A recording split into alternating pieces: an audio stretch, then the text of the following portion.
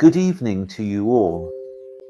Today, we're talking in the 6th episode about Surah Al-Anfal, and it's titled, "And Allah is never unjust to his servants."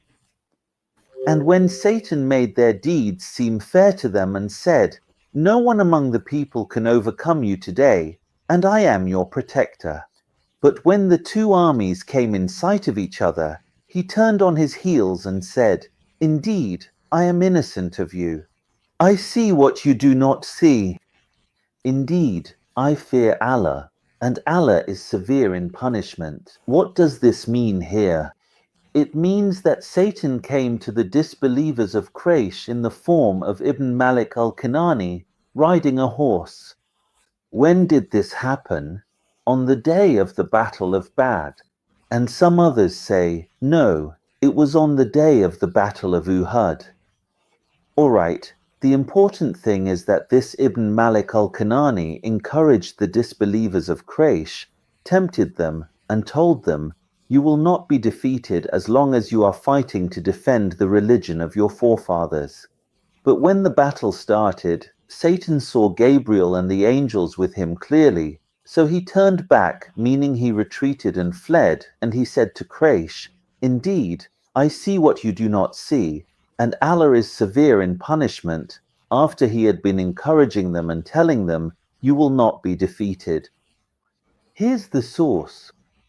It's the Tafsir al-Hadayah Ila Bula al-Nihaya by Maki ibn Abi Talib. The first question says, "And when Satan made their deeds seem fair to them." So here, he's talking about Satan, clearly. And he said, starting from the very first word, and he said, all of what's coming next is the words of Satan, not the words of God. Does God quote the actions and words of Iblis as verses in the Quran? The second point. Can Satan appear in the form of a human, like Ibn Malik al-Kinani, and see Gabriel and the angels? He said that Malik ibn al-Kinani came riding a horse and told the disbelievers or the polytheists of Quraysh such and such, that you will not be defeated, tighten your resolve, and things like that. But as soon as he saw Gabriel and the angels, he fled in fear. Can Satan really do that, come in the form of a man riding a horse, and not just any man? He appeared specifically as Ibn Malik al-Kinani, a particular person. You get what I mean, right? Because if he has that ability, then he could also appear as an angel, since he was originally an angel. He could even come in the form of Gabriel himself. The third question, really, is, how does Satan make the disbelievers of Quraysh see their actions as good at the beginning of the verse, and then at the end of the verse, he's suddenly afraid of God? How does that make sense? I just don't get it. And then, the next question, if Satan knows that God is severe in punishment, and that his fate is hell and punishment and all of that, so why does he keep disobeying God? I mean, he runs away from the battlefield, and he himself says, he tells the disbelievers of Quraysh, what does he say to them? "I fear God." Well, if you fear God, then why don't you believe in him? Look, pay attention here. I'm going to highlight this for you in a different color. There you go. That's good. I fear God, not and God is severe in punishment. Believe existence and fear him. And you know that he is severe in punishment, 3, and yet you still disobey, because after that, Satan didn't actually believe in anything. We moved on to his disbelief. Actually, there's another point that really caught my attention, just a note I want to mention. The word inni, the one in red here, it's repeated 4 times in the verse, and I am a neighbor to you, and I am innocent. Here's the second one. Inni ara, I see. The third, inni akaf, I fear. The fourth, well, it could work like this, and I am a neighbor to you, and I am innocent of you, and I see what you do not see, and I fear Allah. Things like that. But inni, Inni on the tongue of Satan 4 times in a single verse. This really caught my attention when the hypocrites and those in whose hearts is disease said, their religion has deluded these people. But whoever puts his trust in Allah, then Allah is mighty, wise. The meaning is that there are 2 groups of people. The first group are the hypocrites of Quraysh, and the second group are those who became Muslim but didn't emigrate. Not only did they not emigrate, but they also supported the disbelievers in the Battle of Badr. These are the 2 groups, the hypocrites and those who didn't emigrate, who say that the Muslims have been deceived by their religion and got themselves into trouble, into something they can't handle, which is the war against the disbelievers of Quraysh. The source here is Al-Tashil Liulam al-Tanzil by Ibn Juzay al-Ghanati. So, what is the question here? And whoever puts their trust in Allah, look, from the start of the red part here, pay attention, whoever puts their trust in Allah, then Allah is mighty, wise. So now, you're telling me, at the beginning of the verse, let's split it into 2 parts like this. Pay attention, you're telling me, and when hypocrites say, they say such and such, and notice that Muslims were deceived by religion and went to fight disbelievers of Quraysh, a situation they couldn't handle, and all. So I want to understand, and whoever trusts in Allah, then Allah is mighty, wise. What's the connection? What's the relationship? It's just people talking. What are the hypocrites saying? Whoever trusts Allah, Allah is all-wise. Okay, whoever relies on Allah, he is sufficient. But I'm talking about the verse, not in general terms. Within the verse itself, what's the connection between its beginning and its end? And then here too, if you notice, Allah is quoting the hypocrites. Here, he's saying exactly what they're saying. When the hypocrites and those with sickness in their hearts say, so what are they saying to them? These people are deluded. These people refers to the Muslims. They're saying, these people have been deceived by their religion. That's the point. So this is the speech of the hypocrites, not the words of Allah. And if you could see when the angels take the souls of those who disbelieved, striking their faces and their backs, and saying, taste the punishment of the burning fire. The recitation, the word Yatawafa, here it is, Yatawafa. This is how I read it. Here, I'll highlight it for you in red. Ibn Amir recites it as Tatawafa with a ta. I'll write it for you, here it is, exactly as Tatawafa. The meaning is that you, O Muhammad, will see the angels when they seize the souls of those who disbelieved, striking their faces and their backs, striking them from behind and in front while they are taking their souls in this world, and saying to them, taste the punishment or the punishment of the burning fire. So, who is the source here? Bar al-Ulum by Al-Fama Kandil. The question here is, do the angels strike the disbelievers in this world and say to them, taste the punishment of the burning fire in the hereafter? I want to understand, because notice here, it says they strike their faces and their backs while they're doing what? While they're taking their souls, that's it. While they're extracting their souls, they strike their faces, their backs, and their behinds. So, is that all there is to it? Okay, where does this happen? This is in this world, not just that. And they say to them, taste the punishment of the burning fire. Comment or question is about this. Taste punishment of burning fire. Are they going to taste punishment of burning fire this world or hereafter? That was my important question, honestly. And then here you're telling me he takes their souls. Let me remove the verse. This story here says he takes their souls, and that's a verb, meaning he takes their souls. Very well, they die. The verse says those who disbelieved, meaning the angels seize their souls very thoroughly. That's a present tense verb, and then they strike their faces. That's also a present tense verb, very clear. And then what? You come and say to me, and taste even what? He didn't even say, and they say, taste the punishment of the burning fire.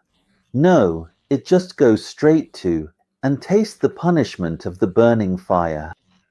So who is saying, and taste the punishment of the burning fire? Is it angels, or God? We want to understand. I mean, look, let me write it for you. And they say, so here, there are three things: they take their souls, they seize their souls, they strike or they are striking their faces, and they say, taste the punishment of the burning fire. That, I can understand. But just and taste the punishment of the burning fire, it's very abrupt to me. I honestly didn't get it. That's the verse. Or even so taste, so there would be a causal fa. Meaning, since you you disbelieved, right? That's the verse. Since you disbelieved in God, you get struck on your faces and your backs. And the fa. So, this happens because of that. But the causal fa isn't there, because you have. Pay attention, in the next two verses, 52 and 54, you'll find the causal fa that I'm telling you about, and I'll remind you of it. The important thing is that the Prophet of God is conveying to Prophet Muhammad what he should carry out, or what the angels carried out with the disbelievers in this world. That they took their souls, struck them on their faces and their backs, and that they said, we're adding the word they said here, and they said to them, taste the punishment of the burning fire. I don't mean we add it to the Quran, I mean we add it to the meaning so it reaches people simply. That is for what your hands have sent forth, and Allah is not unjust to the servants. The meaning here is that the torment you are witnessing as your souls are being taken in this world, O disbelievers, O polytheists, the torment you are experiencing in this world and in the hereafter, this is a punishment for the actions and sins you have committed. Pay attention to this next phrase. This is about human beings.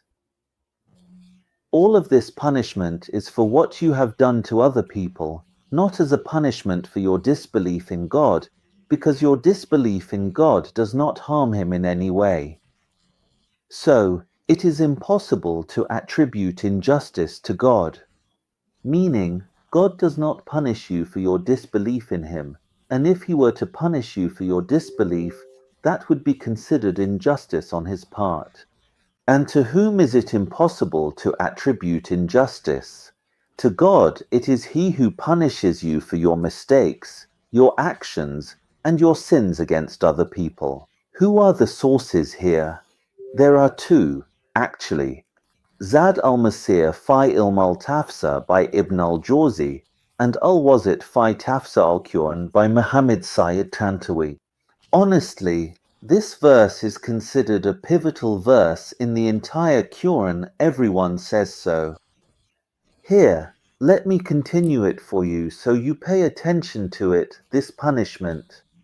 That's what it means. What is the reason for that punishment? Because of what your own hands have done. Against whom? Against people. Yes, against people. Against others. All right, and God is not unjust to his servants. This means that your disbelief in him is not the reason for the punishment and retribution, and that he can never punish anyone just for their disbelief. Because your disbelief in him does not affect him in any way and does not harm him at all. The truth is, this verse is considered a decisive verse in the entire Quran. Because, I I swear and seal with both my hands on this verse and the greatness of this verse, that disbelief in God will not harm God in any way, and that his punishment of people will be for their wrongdoing against other humans. So the question here is, does the word because of mean? Pay close attention to this word. It's very, very, very important, and we will need it for what's coming next. Because of what your own hands have sent forth, because of what you have done to others. This is the main point that I am focusing on. The question here is, does the phrase because of what your hands have sent forth mean that God's punishment of the disbelievers for their disbelief in him would be considered unjust on his part? Just like the case of Pharaoh's people and those before them, they disbelieved in God's signs, so God seized them for their sins. Indeed, God is powerful and severe in punishment. The meaning here is that the disbelievers of Quraysh were punished by being killed and captured on the day of Bad, just as Pharaoh's people were punished by drowning because of their disbelief in God. In the previous verse, we were just saying that two scholars tell us that because of what your hands have earned means because of your mistakes and crimes against others. Here, in the very next verse, it says that he punished the disbelievers of Quraysh by killing and capturing them on the day of Bad, just as he punished Pharaoh's people by drowning. Why? Because of their disbelief in God. Okay, so how can you tell me that God is not unjust to his servants in the previous verse? You see, so here's the continuation, or the rest of it. The meaning is that God seized them because of their sin of disbelief in him and their rejection of his messengers. Who is the source here? It's Faf al-Qadir by al-Shakani. Here's the question, is the punishment here for disbelief and not for deeds? And does that count as injustice? Is this injustice from God towards humans? The second question, actually, is that the word Allah is repeated. They disbelieved in the signs of Allah, so Allah seized them. Indeed, Allah. So, the word is repeated 3 times. So what is the wisdom behind repeating the word Allah 3 times in such a short verse? And here, actually, I want to remind you of verse 50, where it says, "And taste the punishment of the burning fire." Now here, he connects it, he says, so Allah seized them. So why here? Because they disbelieved. Here, it's the FA of causality, or what is called the connecting FA. That's the idea. But there, he uses WA and taste the punishment of the burning fire in verse 50.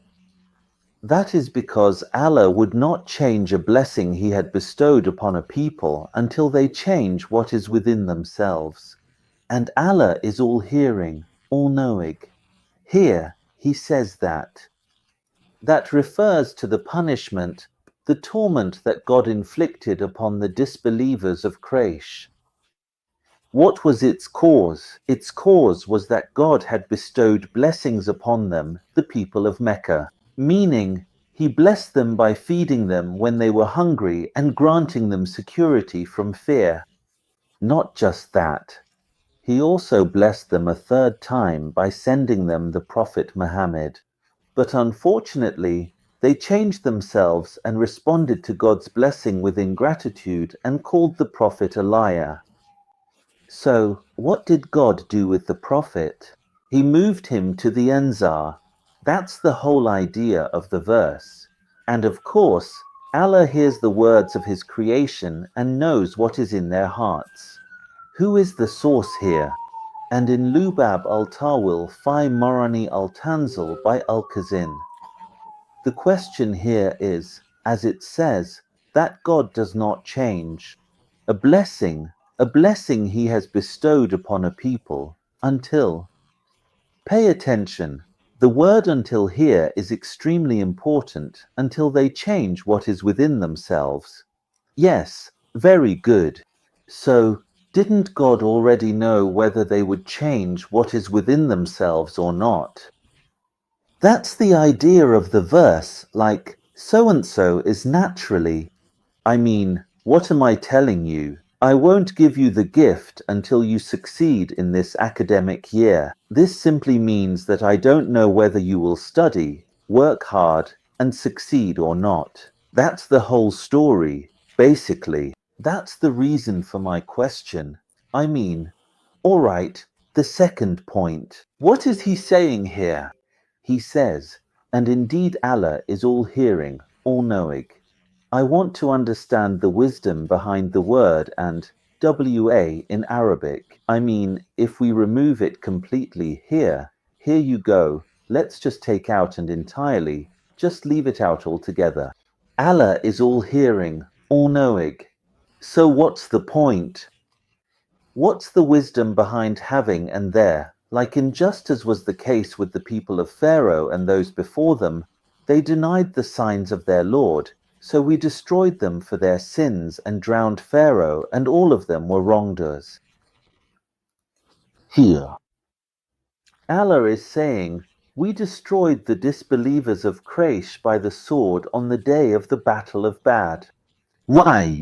Because they denied the signs of Allah, just like we drowned the people of Pharaoh. And we destroyed peoples before them. Some we wiped out with a violent tremor, and others with the earth swallowing them, others with stones, others with the wind, and others by transforming them. Why? Because they disbelieved in the signs of Allah. The source here is Lubab al-Tawil fi Marani al-Tanzil by Al-Kazin.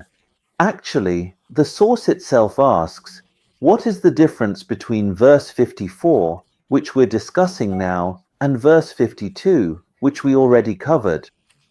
And honestly, that's a very logical question, because I'll show you, I'll put both verses side by side so you can see for yourself what the difference is between the two. Here you go. The source itself says that verse 54 states, so we destroyed them for their sins and drowned the people of Pharaoh. Here it is, so we destroyed them. Pay attention, I'll try to move the mouse over it so you notice it. Here it is, so we destroyed them for their sins and drowned the people of Pharaoh. Pay attention, I'll try to do something with it so you notice it. Very good. Okay, in verse 52 it says, so Allah seized them for their sins. What's the difference? That's the difference between the two. Verse 54 says, they denied the signs of their Lord. Here it is, they denied like this. They denied the signs of my Lord. I'll underline it. The verse, which is 52, says no, it says, they disbelieved in the signs of Allah. Is this the verse he's talking about, the difference between the two? The questions in verse 54. First, what is the wisdom behind repeating the people of Pharaoh? Here, I'll highlight it for you in a completely different color. Here it is, the people of Pharaoh twice. See?